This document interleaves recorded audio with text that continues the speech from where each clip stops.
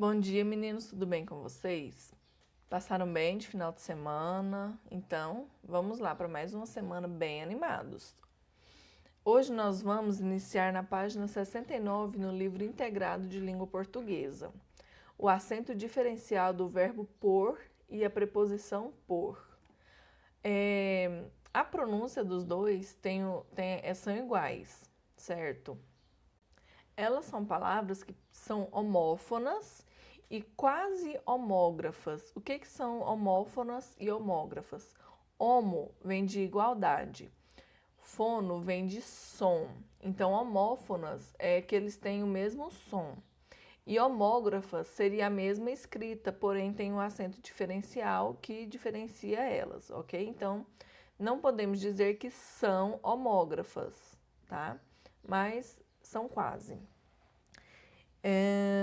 Qual que é a diferença do por e do por? Do por com acento e do por sem acento. O por com acento é um verbo, certo? E o por sem acento é a preposição. Para diferenciar a palavra por em uma colocação de frase, a gente pode tentar substituir por colocar. Se não der certo, ou seja, se a frase fica esquisita quando eu coloco colocar, é porque é a preposição, certo? Se a frase der certo, quando eu substituir o por colocar, aí é o verbo. Um exemplo para vocês. Vou pôr o livro sobre a mesa. Vou colocar o livro sobre a mesa. Deu certo. Então, esse pôr é um verbo, ok? Agora, se eu falar assim, ó, vou por este caminho. Esse pôr, vamos substituir ele por colocar. Vou colocar este caminho. Não dá certo, né? Fica esquisito, fica estranho. Então, nesse caso, o por é uma preposição, ok? Vocês têm que lembrarem disso. Por com acento vai ser verbo. Porém, se você não sabe quando colocá-lo em uma frase, substitua por colocar, ok? Página 70, conto popular. Alguns textos, eles têm os traços de diálogo, certo? Eles são textos conversacionais, porque há trechos que tem conversa, certo? Tem diálogo no meio do texto, no meio da narrativa. Então, eu vou ler para vocês o conto que tem na página 70, certo? Para depois respondermos as atividades. Os três homens atentos. 3 homens caminhavam junto por uma estrada, quando passou por eles um velho muito apressado. Por acaso vocês viram o meu camelo? Ele perguntou, cheio de preocupação. O primeiro homem respondeu-lhe com outra pergunta. Seu camelo é cego de um olho? É sim, disse o cameleiro. Ele tem um dos dentes da frente? Continuou o segundo homem. É isso mesmo. É manco de uma perna? Completou o terceiro. Com certeza, ele afirmou. Os 3 homens, então, o aconselharam a seguir na direção de onde eles tinham vindo, que logo encontraria seu camelo. O cameleiro agradeceu muito a indicação e se foi, mas nem sinal do camelo. Vou voltar correndo para falar mais uma vez com aqueles viajantes, ele disse para si mesmo. Quem sabe poderão me dizer mais claramente em que lugar eles o viram. No final do dia, já quase sem forças, o dono do camelo avistou os 3 homens descansando debaixo de uma amendoeira à beira da estrada. Não achei nada, ele gritou. O camelo levava 2 cargas, de um lado mel e do outro milho? Perguntou o primeiro homem. Sim, respondeu o cameleiro, bastante ansioso. Uma mulher grávida estava montada nele? Quis saber o segundo. Era minha mulher, falou o cameleiro. Sinto muito, disse finalmente o terceiro homem. Nós não vimos o seu camelo. O cameleiro foi embora desapontado, mas no caminho começou a juntar os fatos. Se eles sabem de tudo isso, é claro que estão escondendo de mim alguma coisa importante. E se estão escondendo, é porque foram eles que roubaram meu camelo, a carga e também minha mulher. São ladrões perigosos, mas não vão me enganar. Correu até o juiz e contou toda a história muito nervoso. O juiz achou que o cameleiro tinha motivos mais que justos para suspeitar daqueles homens e ordenou que os prendessem como ladrões. Enquanto isso, iria mandar investigar os fatos para confirmar a culpa dos viajantes. Algum tempo depois, o cameleiro voltou para casa e encontrou a mulher cozinhando um delicioso carneiro para o jantar. Ela disse que deixara o camelo no campo, perto da casa de sua comadre, onde tinha parado para conversar. O cameleiro retornou à corte e, pedindo desculpas por ter se enganado, disse ao juiz que podia libertar os homens. O juiz mandou chamar os 3 viajantes. Se você nem sequer tinha visto o camelo, como podiam saber tantas coisas sobre ele? Perguntou, cheio de curiosidade. Bem, disse o primeiro homem, nós vimos suas pegadas no caminho. Uma das pegadas era mais fraca do que as outras. Por isso, deduzimos que era manco, disse o segundo. Além disso, ele tinha mordiscado o mato de um lado só da estrada, e assim devia ser cego de um olho, continuou o terceiro. O primeiro seguiu falando. As folhas estavam rasgadas, o que indica que o camelo tinha perdido um dente. E o terceiro, de um lado do caminho, vimos abelhas sobre os restos de alguma coisa no chão. E do outro lado havia formigas sobre um outro monte. As abelhas comiam o mel que havia caído da carga, e as formigas recolhiam os grãos de milho. Também vimos alguns fios de cabelo humano bem compridos, que só podiam ser de uma mulher. Eles estavam bem no lugar onde alguém tinha parado um animal e depois descido, disse o primeiro homem. No lugar onde a mulher sentou, observamos as marcas de 2 palmas das mãos, o que nos levou a pensar que ela precisara apoiar-se tanto para se sentar como para levantar. Assim, deduzimos que a mulher estava grávida, completou o segundo homem. O juiz ficou impressionado. Mas por que não se defenderam se não tinham culpa de nada? Porque nós sabíamos que ninguém iria roubar um camelo manco, cego de um olho, levando uma mulher grávida. E logo seu dono iria encontrá-lo. Sabíamos também que ficaria envergonhado e viria até a corte para corrigir seu erro, disseram os 3 juntos. Naquela noite, o velho, antes de dormir, ficou um tempão sentado na cama, lembrando do seu camelo. Nunca tinha reparado se ele era manco, ou se era cego de um olho, ou se lhe faltava um dente. Quanto aos 3 homens, até hoje, viajam pelos caminhos do mundo realizando o trabalho que lhes foi destinado. Esse texto ele foi narrado em segunda pessoa. Segunda pessoa, no caso, ele é o narrador observador. A diferença do narrador observador para o narrador personagem. O narrador personagem, ele narra uma história que aconteceu com ele, certo? Ele está dentro da história. E em momento algum, o narrador dessa história se demonstra sendo um dos personagens da história, certo? Se fosse um narrador personagem, a história seria narrada em primeira pessoa. E costumeiramente, o narrador em primeira pessoa, que é o narrador personagem, ele costuma usar mais subjetividade, mais emoções também ao narrar uma história, porque ele vivenciou. Então ele sentiu aquilo, ele sabe como foi, certo?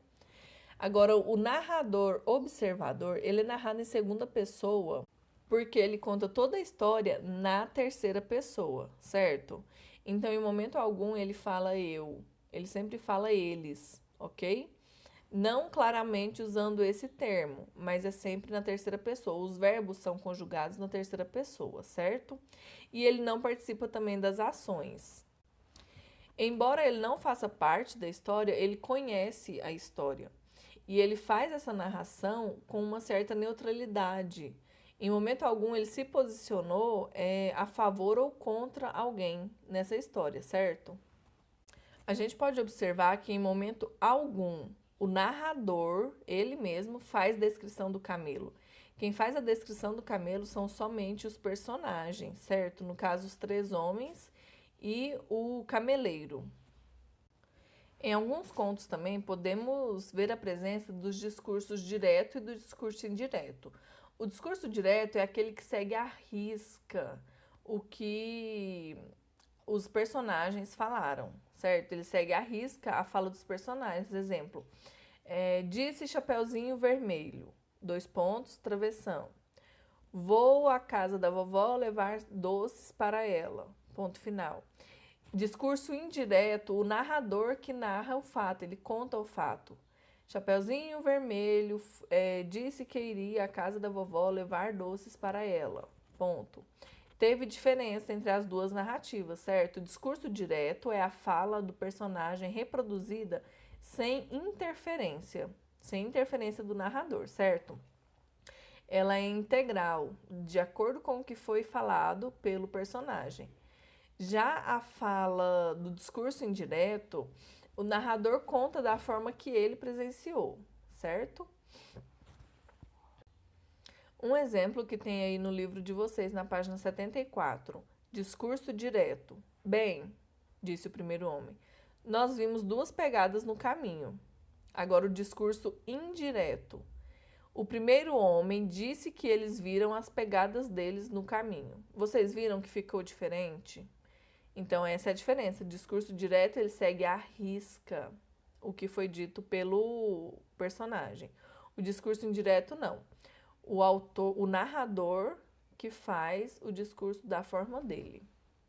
Vamos aprender também hoje outros verbos irregulares, como o ver e o vir, ok?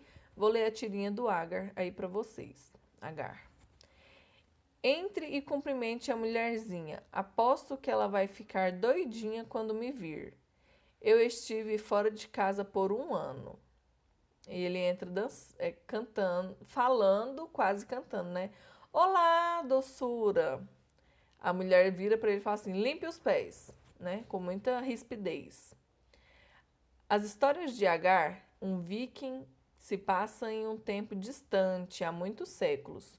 Os vikings eram piratas que, durante a Idade Média, faziam longas e demoradas viagens para explorar e colonizar áreas da Europa e do Atlântico Norte. Por isso, eles ficavam muito tempo, longos períodos fora de casa, certo?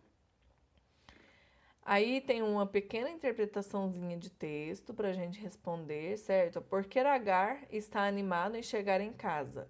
Porque ele está ansioso para ver a esposa dele, né? Ele estava viajando e está ansioso para ver a esposa dele.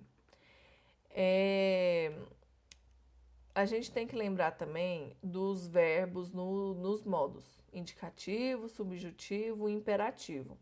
Imperativo é aquele que demonstra ordem ou um pedido, certo? Eu posso muito bem falar bem assim, ó, igual ela falou, entre e limpe os pés, né? Limpe os pés. E o entre também. Isso tudo foi no modo imperativo. Porém, eu poderia falar bem assim, ó.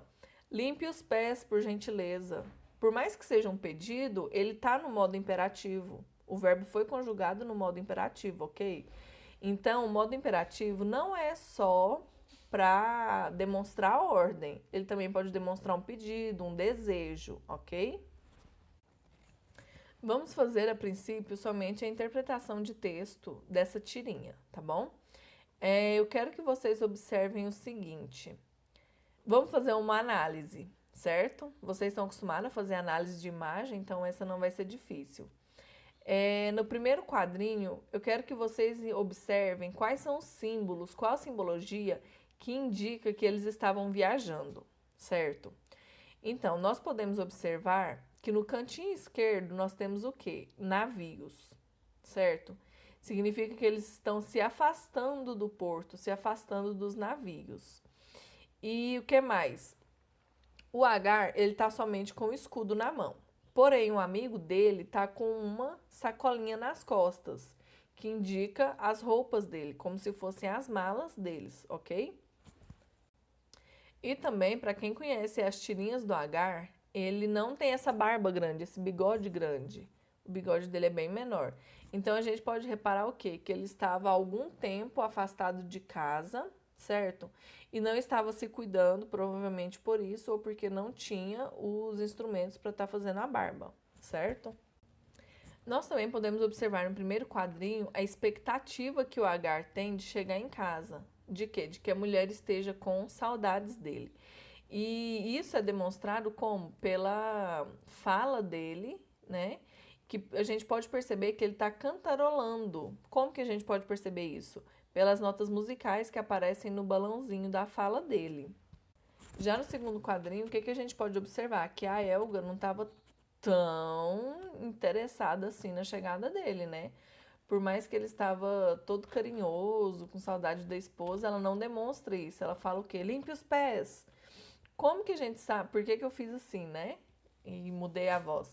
Porque pela forma que foi escrito, além de estar em tudo caixa alta, ele está em negrito e a letra está bem maior.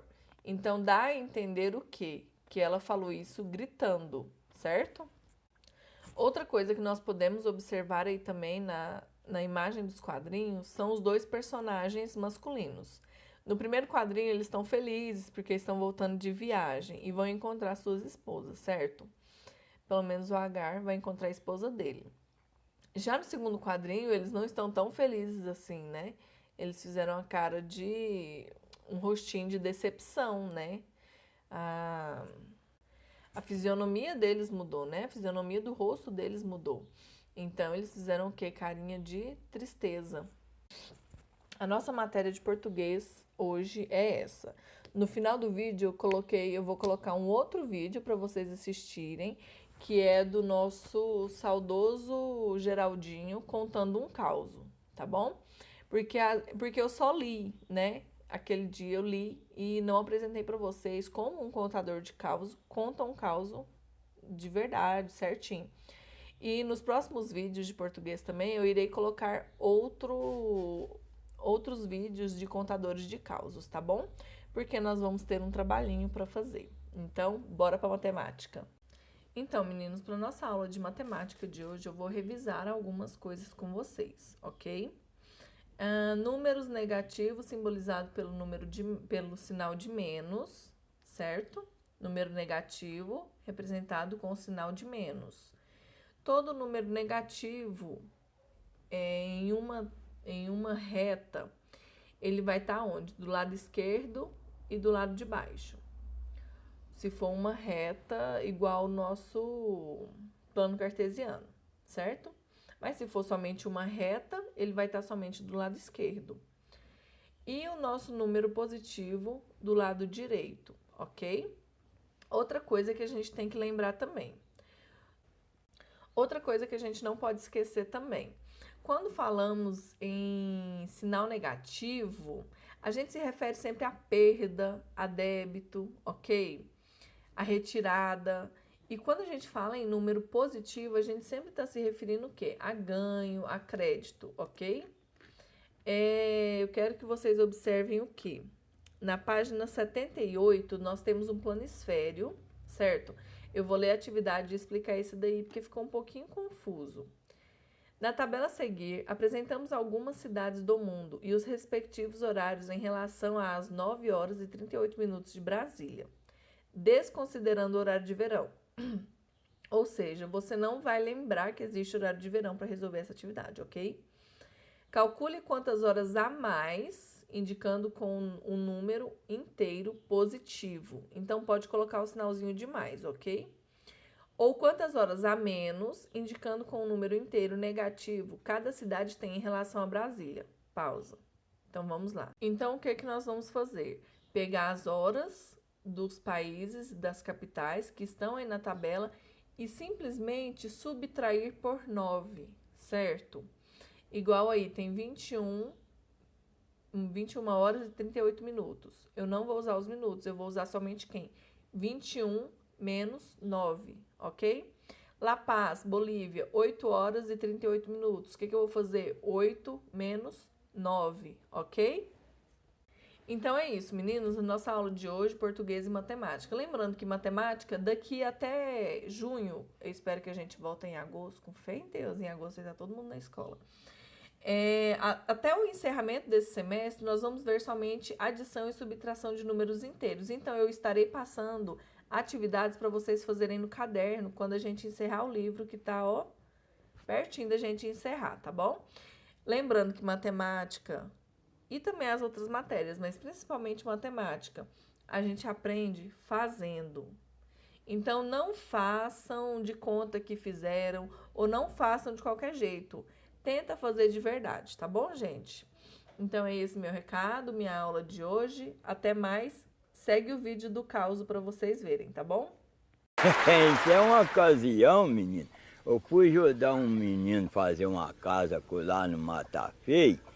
Então eu trabalhei lá a semana inteira, resolvi a posar lá. Quando foi domingo, ele falou, vamos ver uns caipiras. Aí eu falei, uai, onde você arranja isso aí? Aí ele falou, não, acolá no Velho Nóifo tem. Falei, o que tem lá? Não, ele tem um rádio. Então nunca vi essa encrenca, nós vamos lá olhar. Chegamos lá, estava reunindo mais gente e deu um defeito, rapaz, que cada um tinha que pagar 100 réis. Aí eu quis empanzinar com aquilo, mas todo mundo estava pagando, eu falei, então vamos. Aí, mas primeiro ele foi lá dentro e chamou a mulher para vir sortar o trem, que ele não sabia, né?